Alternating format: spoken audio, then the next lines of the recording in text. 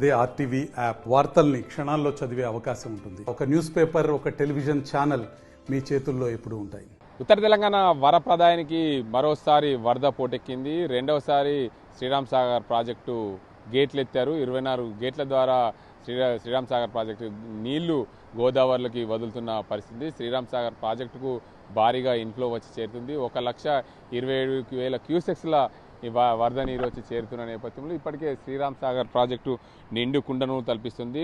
మహారాష్ట్ర ఇటు కర్ణాటకలో భారీ వర్షాలు కురిసిన నేపథ్యంలో భారీగా వరద నీరు వచ్చి చేరుతుంది. శ్రీరామ్ సాగర్ ప్రాజెక్టు పూర్తి స్థాయి నీటి మట్టం 1,090 అడుగులతో పాటు ప్రస్తుతం పూర్తిగా 1,090 అడుగుల నీటిని చేరుకుందనే చెప్పవచ్చు. గత ఏడాది చూసుకుంటే ఇప్పటికీ 1,091 అడుగులతో 80 టీఎంసీలతో పూర్తి స్థాయి నీటి మట్టాన్ని చేరుకుంది. ఈ ఏడాది జూన్ నుండి ఇప్పటి వరకు శ్రీరామ్ సాగర్ ప్రాజెక్టులకి 155 టీఎంసీల నీరు వచ్చి చేరింది. ఇప్పుడు ఇప్పటికైతే 82 టీఎంసీల నీటిని బయటకు వదిలారు. మరింత భారీగా వర్షాలు కురిసిన నేపథ్యంలో 24 గేట్ల ద్వారా శ్రీరామ్ సాగర్ ప్రాజెక్టు నుండి నీటిని వదులుతున్న పరిస్థితి. ఇప్పటికే మంజీరా, హరిద్ర, గోదావరి నదులు ఉప్పొంగి పారుతున్న నేపథ్యంలో దీనికి శ్రీరామ్ సాగర్ ప్రాజెక్టుకు భారీగా ఇన్ఫ్లో వచ్చి చేరుతుంది. మొత్తంగా శ్రీరామ్ సాగర్ ప్రాజెక్టుకు సంబంధించి చూసుకుంటే భారీగా ఇన్ఫ్లో వచ్చి చేరుతున్న నేపథ్యంలో 1,27,000 క్యూసెక్స్ల ఇన్ఫ్లో వచ్చి చేరుతుంది.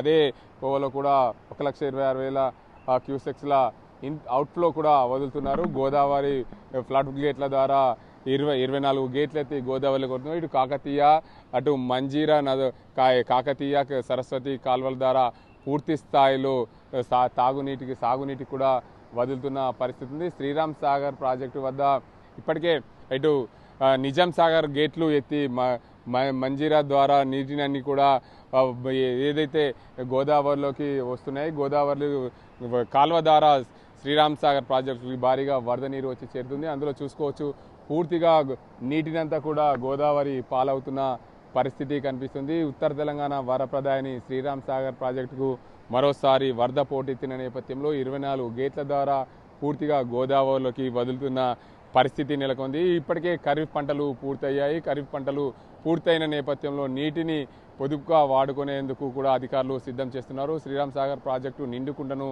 తలపిస్తుంది. రబీ పంట కోసం పూర్తిగా శ్రీరామ్ సాగర్ ప్రాజెక్టును నిండుకుండలా తలపిస్తుందనే చెప్పొచ్చు. మొత్తానికి ఉత్తర తెలంగాణ వరప్రదాయని శ్రీరామ్ సాగర్ ప్రాజెక్టుకు భారీగా వరద పోటెత్తిన నేపథ్యంలో ప్రజలు గోదావరి పరివాహక ప్రాంతాలు అప్రమత్తంగా ఉండాలని చెప్పి అధికారులు సూచిస్తున్నారు.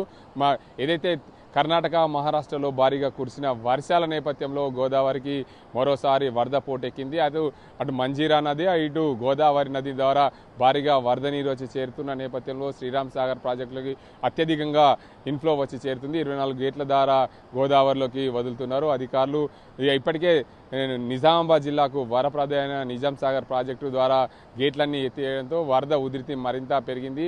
ఇటు నిన్న కురిసిన వర్షాలకు అత్యధికంగా లోకల్ క్యాచ్మెంట్ నుండి కూడా భారీగా వరద నీరు వచ్చి చేరుతున్న నేపథ్యంలో ప్రజలు అప్రమత్తంగా ఉండాలి. అదేవిధంగా శ్రీరామ్ సాగర్ ప్రాజెక్టు రెండవసారి గేట్లు ఎత్తిన నేపథ్యంలో ప్రాజెక్టు వద్ద ఇప్పటికే అధికారులు మొత్తానికి ఎప్పటికప్పుడు పర్యవేక్షిస్తున్నారు. గోదావరిలోకి నీటిని వదులుతున్న నేపథ్యంలో ప్రజలు అప్రమత్తంగా ఉండాలని సూచిస్తున్నారు. ఇది ఇక్కడ పరిస్థితి.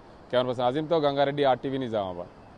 మరిన్ని వీడియోస్ కోసం ఛానల్ ని సబ్స్క్రైబ్ చేయండి. లేటెస్ట్ అప్డేట్స్ కోసం వాట్సాప్ ఛానల్ ని ఫాలో చేయండి. అండ్ లింక్ డిస్క్రిప్షన్ లో ఉంది.